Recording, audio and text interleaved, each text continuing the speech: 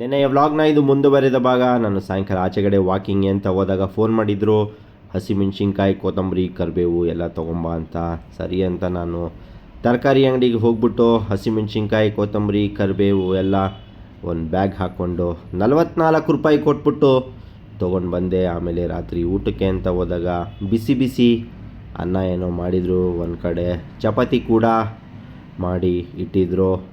ಸರಿ ಅಂತ ನಾನು ಅನ್ನ ತಿನ್ನೋಣ ಅಂತ ಹಸಿಮೆಣ್ಸಿನ್ಕಾಯಿ, ಕೊತ್ತಂಬರಿ, ಕರಿಬೇವು ಎಲ್ಲ ಚೆನ್ನಾಗಿ ತೊಳೆದು ಸಣ್ಣಗೆ ಹೆಚ್ಕೊಂಡು ಇಟ್ಕೊಂಡೆ. ನಾನು ಮತ್ತೆ ಚಿತ್ರಾನ್ನ ಮಾಡ್ತೀನಿ ಅಂತ ಅಂದ್ಕೋಬೇಡಿ, ಅದ್ರ ಬದಲಿಗೆ ನಾನು ಮಾಡೋಕ್ಕೆ ನಿಂತಿದ್ದು ಮೊಸರನ್ನ ಒಗ್ಗರಣೆ. ಒಂದು ಕಾದು ಬಾಣಲಿಗೆ ಎಣ್ಣೆ ಎಲ್ಲ ಹಾಕ್ಬಿಟ್ಟು, ಎಣ್ಣೆ ಎಲ್ಲ ಕಾದ್ಮೇಲೆ ಅದಕ್ಕೆ ಸಾಸಿವೆ ಹಾಕಿದೆ.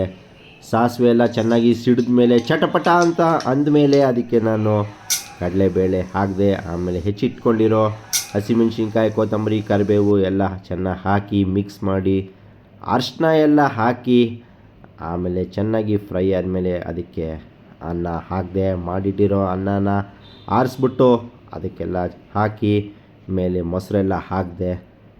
ಮೊಸರು ಹಾಕಿ ಮೇಲೆ ರುಚಿಗೆ ತಕ್ಕಷ್ಟು ಉಪ್ಪೆಲ್ಲ ಹಾಕಿ ಚೆನ್ನಾಗಿ ಮಿಕ್ಸ್ ಮಾಡಿದ್ಮೇಲೆ ಮೊಸರನ್ನ ಒಗ್ಗರಣೆ ರೆಡಿ ಆಯಿತು.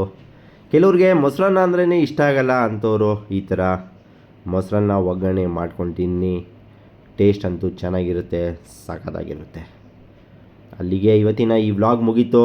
ಮತ್ತೆ ಮುಂದಿನ ವ್ಲಾಗಲ್ಲಿ ಸಿಗೋಣ. ಈ ವಿಡಿಯೋ ನಿಮಗೆ ಇಷ್ಟ ಆಗಿದರೆ ಲೈಕ್ ಮಾಡಿ, ಶೇರ್ ಮಾಡಿ, ಸಬ್ಸ್ಕ್ರೈಬ್ ಮಾಡೋದನ್ನು ಮರಿಬೇಡಿ. ಎಲ್ಲರಿಗೂ ಧನ್ಯವಾದಗಳು.